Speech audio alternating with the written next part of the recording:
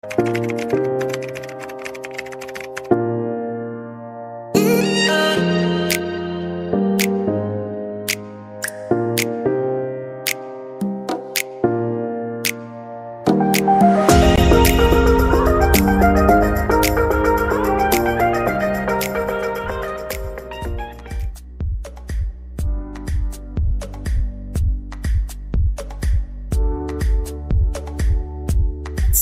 So our tutorial for today is gagawa tayo ng sarili nating drawing book para sa ating mga kids, or pwede nyo rin ibenta, no? Madami ng mga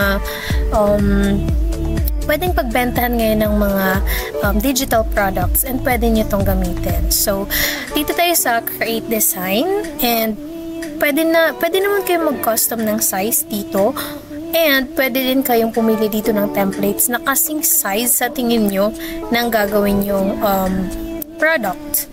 So, halimbawa, ito yung gagamitin ko. Pero, tatanggalin lang natin yung nandyan. Halimbawa, ganyan. Tapos, click nyo lang siya and pindutin nyo lang yung delete. Yan. Delete. And this one. Ayan. Okay, so pagkatapos, mag-insert tayo ng shape dito sa elements. Mag-search tayo ng shape. Okay? Okay, halimbawa ito. Mag-insert tayo and lagay lang. Para may border tayo, para malinis siya tingnan. Okay.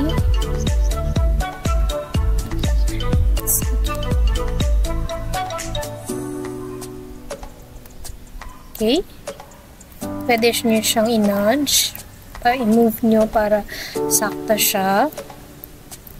Ayan. Tapos, dito, edit natin yung border style. Okay, dito yung border weight. Halimbawa, gusto nyo ng makapal or ng ganyan lang. Okay na ba yan? Okay, sige. And then, after that, pindutin nyo ulit yan. And itong color, papalitan natin siya ng color white. Ayan, so may border na tayo.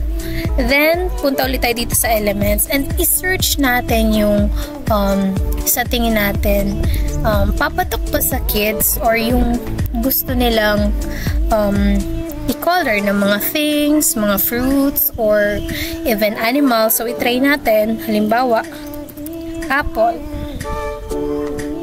Okay, so tingnan natin yung mga graphics. Okay, andito. Okay to. Maganda tong design.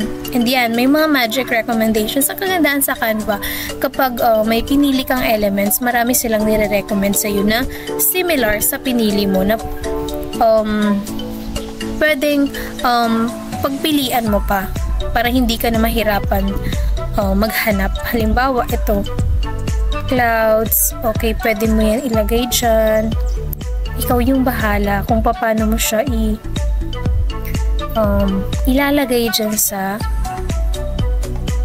paper mo. Ayan. Or kung gusto mo naman na halimbawa, ito, apple lang muna. So, tanggalin muna natin siya. Ito, delete lang natin siya. Halimbawa, ito. Palakihin lang natin siya. And then, maglagay tayo muna ng text. Okay? Yan. So, add text box. Palakihin natin siya. And adjust. Ito. Halimbawa, apple. Lagay natin apple. Okay. Tapos, palakihin natin siya dito. Ito yung pagpalaki ng or pwede din naman dito lang para mas madali. Ayan. Okay na ba yan sa tingin nyo? Pwede nyo rin palitan yung font niya. Click nyo lang yan and then dito. Font. Yan. Tapos lalabas na dyan. Sobrang daming mga font ang pwede nyong pagpilian. Pwede rin kayo dito pumili kung halimbawa ito, kung handwriting. Ayan. Sobrang dami. Pero since ang ginagawa natin ay coloring book, so ito yung pipiliin ko para kahit yung letters ay pwedeng makulayan ng mga kids. Ayan. So ito lang natin para maganda din siyang tingnan. And kung gagawa tayo ng panibagong page para hindi na tayo magbabago, pinutin na natin tong duplicate page. Ayan. And pwede na itong tanggalin. At mag-search naman tayo ng bago. Hindi naman tayo dito sa mga magic recommendations. Ayan, sobrang dami. Ang gaganda. And feeling ko magugustuhan to ng mga bata kapag ito yung binigay niyo sa kanyang coloring book. Ayan. Kasi malaki yung image. Ayan. Tapos, palitan na lang natin yung text. Yan. Ow.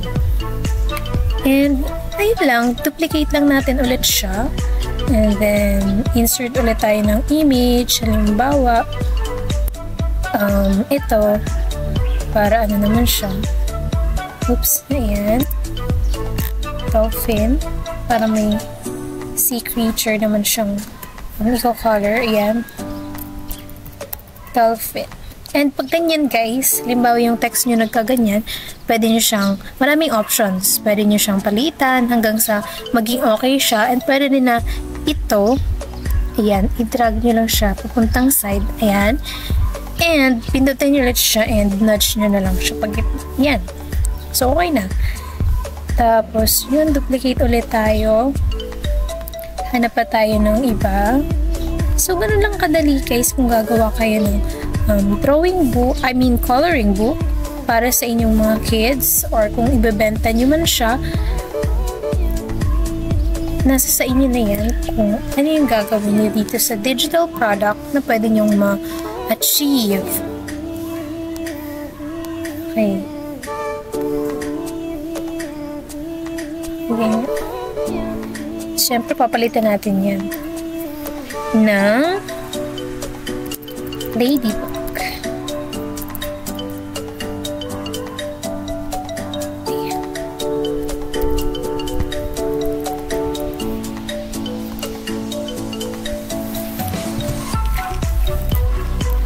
So, ganun lang kadali guys.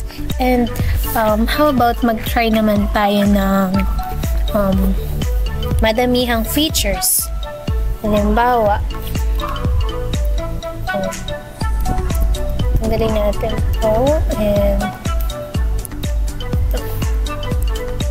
gawin nating sea creatures.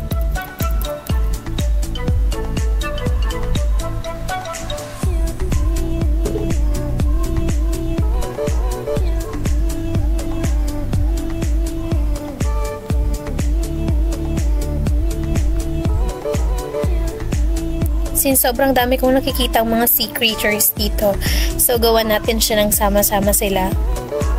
Ayan. Para din naman madami yung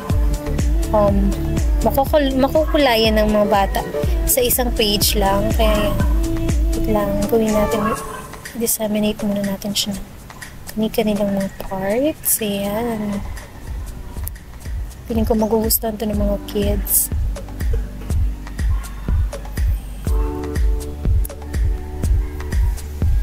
Okay.